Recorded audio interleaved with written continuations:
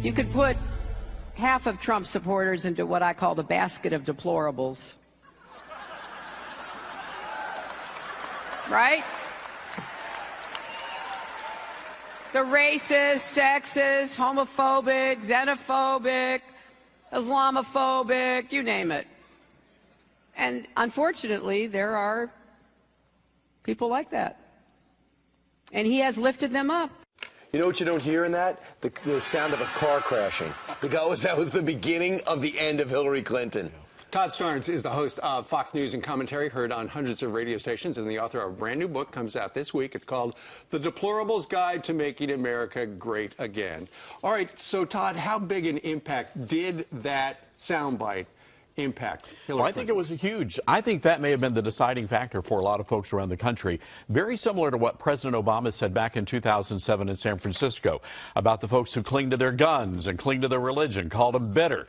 And now you have Hillary calling us deplorable. And as I write in the book, I'm proud to call myself one of those gun-toting, Bible-clinging, deplorable Americans. And there are a lot of them who voted on Election Day. I can't tell you how many times people came up to us when we were out in the field and said, "Hi, I'm a deplorable." Yeah. Oh, okay. I'm a deplorable. Made. Yeah. T-shirts made, and people took pride in the negativity. They did. You know, we had our first book signing Sunday at First Baptist Church in Dallas, Dr. Robert Jefferson's church. And a guy comes up to me, says, "I'm a Puerto Rican deplorable," gives me a fist bump. You know, it's that kind of, you know, people have really embraced what was meant as a smear, and they've embraced that as sort of a badge of honor. Well, you were very traditional, and you're proud of that, and you love your traditional values and what this country stands for. You love Ronald Reagan. You compare President Trump in your book to Ronald Reagan.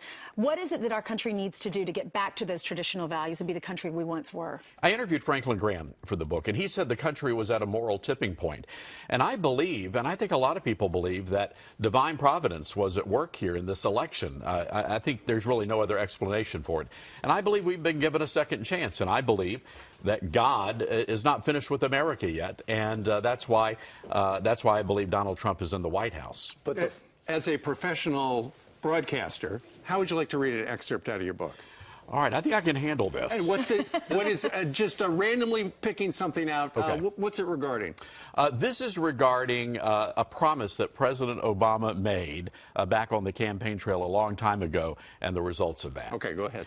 In 2008, President Barack Obama promised to fundamentally transform the United States of America.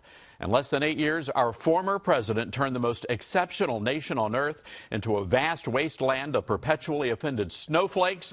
We've gone from the greatest generation to the entitlement generation. And we can't afford to be the entitlement generation. The money's running out. You're right, Brian. You're absolutely right. All right. So, once again, the book comes out today officially? Is that The book is out today, and we have an awesome website, Deplorablesbook.com. And apparently there are really a lot of deplorable people across the fruited plain. Fantastic. Yeah, you got one of the most popular syndicated columns out there today. Good job. Thanks a lot, guys. When did you buy that URL? Immediately after? Just right after, yes. Yeah. I should have thanked Hillary in the Deplorables.com, acknowledgments. it's gone. All right. Thank you so much, Thanks, Todd. guys. All right.